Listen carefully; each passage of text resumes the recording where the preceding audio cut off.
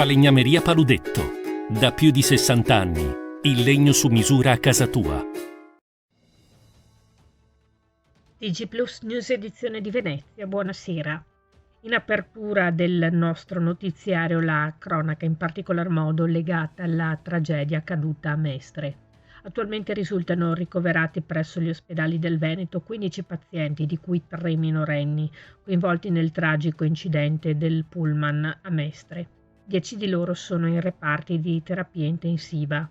Per quanto riguarda gli ospedali del Veneziano, all'ospedale di Mestre sono ricoverati 5 pazienti, 3 di nazionalità ucraina, 1 di nazionalità tedesca e una persona in corso di identificazione. All'ospedale di Dolo un paziente di nazionalità francese, all'ospedale di Mirano un paziente di nazionalità croata.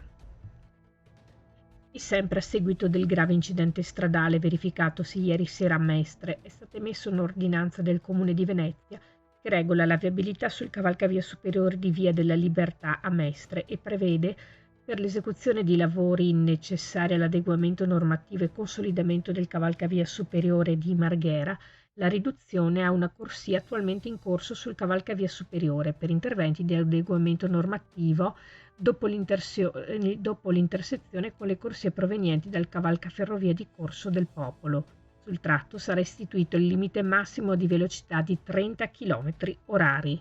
Prevede inoltre di inibire anche fisicamente la possibilità per i veicoli percorrenti le corsie di circolazione provenienti dal cavalcaferrovia di Corso del Popolo di mettersi sul cavalcavia superiore per dirigersi verso la tangenziale.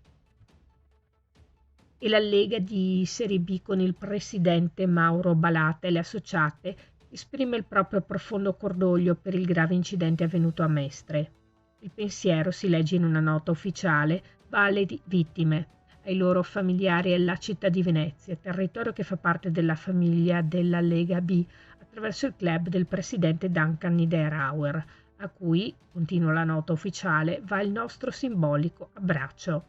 In accordo con il Venezia Football Club, la Lega B ha disposto un minuto di silenzio da osservare prima della gara che i lagunari giocheranno con il Parma sabato 7 ottobre.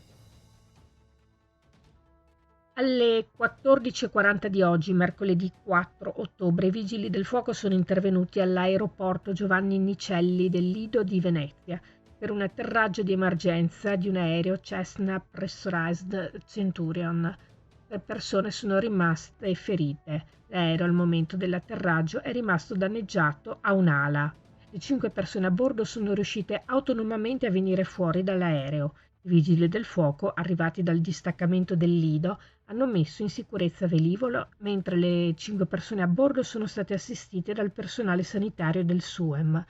3 i feriti trasferiti in ospedale per ulteriori accertamenti. Sul posto la polizia locale.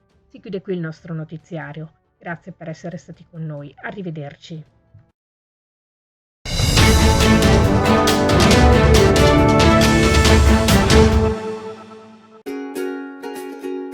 Falegnameria Paludetto. Da più di 60 anni. Il legno su misura a casa tua.